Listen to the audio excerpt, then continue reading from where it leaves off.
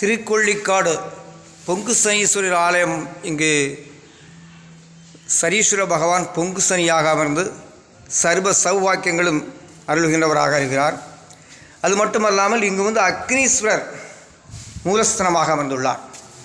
அக்னீஸ்வர பெருமானுடைய அருள் பெற்று அன்னையினுடைய மிருதநாய பாதநாயகி என்னுடைய அருளை பெற்று பின்பு இந்த கோயிலுடைய மிகப்பெரிய சிறப்பு என்னவென்றால், இங்கு வருவோருடைய வாழ்க்கையில் ஏற்பட்ட கர்மங்கள் பாவங்கள், சனி திசை நடப்பவர்களோ சனி ஏழரை உள்ள காலங்களில் இருப்பவர்களோ யார் வேண்டு வந்தாலும் இந்த மண்ணினுடைய தனி சிறப்பு என்னவென்றால், அவருடைய வாழ்வின் புதுமான ஒரு புதிய பாதை, புதிய வழி, வாழ்விலுடைய எல்லா கர்ம வினைகளையும் துளைந்து புது வாழ்வு பெறுவதாக இந்த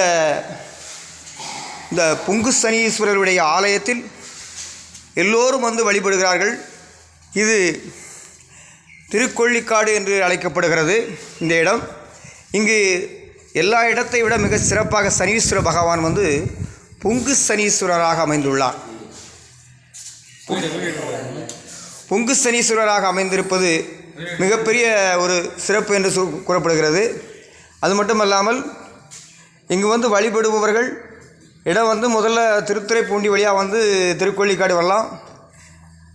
முதல்ல திருவாரூர் திருத்துறைப்பூண்டி அதன் பின்னால் திருக்கொள்ளிக்காடுக்கு பஸ்ஸில் சேரலாம்.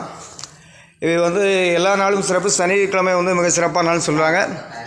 இப்படிப்பட்ட இந்த சிறப்பான ஸ்தலம் இது அமைந்திருக்கு தஞ்சாவூர் மாவட்டத்தில், திருவாரூர் மாவட்டத்தில் இருக்குதுன்னு நினைக்கிறேன்.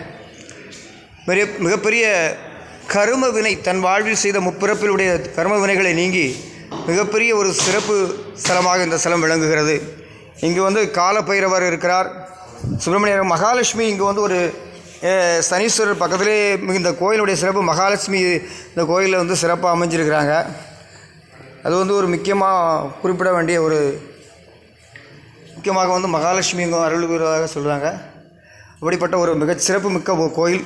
இந்த கோயிலை எல்லாம் தரிசனம் செய்து 7 முறை சுற்றி வழிபட்டால், 7 வாரங்கள் 7 முறை சுற்றி வழிபட்டால் தன் வாழ்வுடைய கர்ம வினைகள் பாவங்களை நீங்கி மிக சிறப்பான ஒரு வாழ்வு வளம் ஏற்படும் என்பது எல்லோராலும் இங்கு ஒரு கண்ட உண்மையாகவே சொல்கிறார்கள். இங்கு நவக்கிரகங்களுடைய அது இருக்கிறது, கால பைரவர் இருக்கிறார். இப்படி இந்த கோயிலுடைய மிக சிறப்பான ஒரு சன்னதி அமைந்திருக்கிறது.